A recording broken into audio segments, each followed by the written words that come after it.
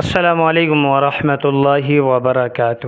ناظرین اکرام، آج ہم بات کرنے والے ہیں جموں کشمیر تبلیغی اجتماع کے متعلق، جو کہ 37 سال کے بعد سرزمین جموں کشمیر میں منعقد ہونے والا ہے۔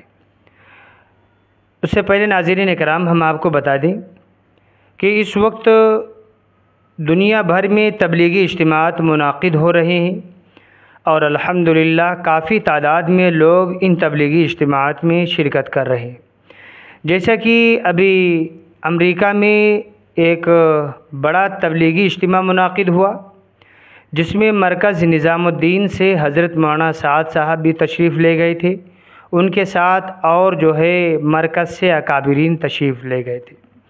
ناظرین اکرام، بہت کامیاب تبلیغی اجتماع ہوا۔ اسی طریقے سے کئی ملکوں میں الحمدللہ تبلیغی اجتماعات ہو رہے ہیں۔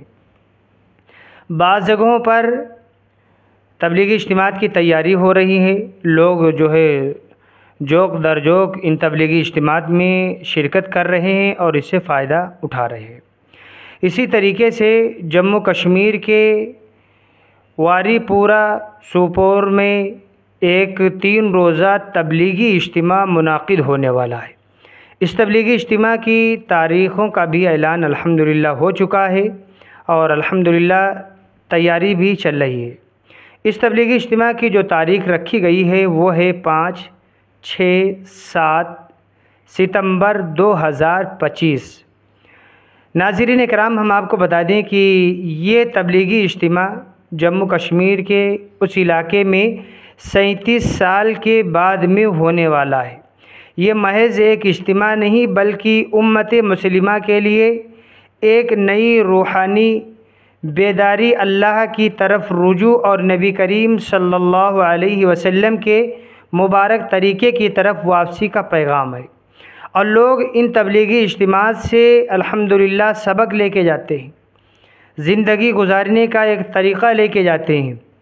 اس دنیا میں آنے کا جو مقصد ہے، ان تبلیغی اجتماعات کے ذریعے سے انہیں معلوم پڑتا ہے۔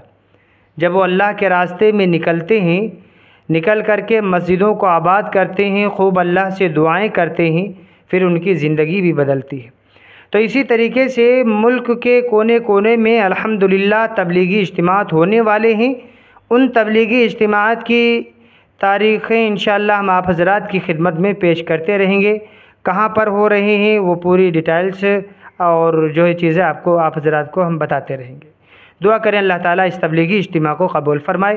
اسی طریقے سے سارے عالم کے تمام اجتماعات کو اللہ تعالیٰ قبول فرمائے۔ جو حضرات محنتیں کر رہے، کوششیں کر رہے، اللہ تعالیٰ ان کی محنتوں کو، کوششوں کو قبول فرمائے۔ السلام علیکم ورحمۃ اللہ وبرکاتہ۔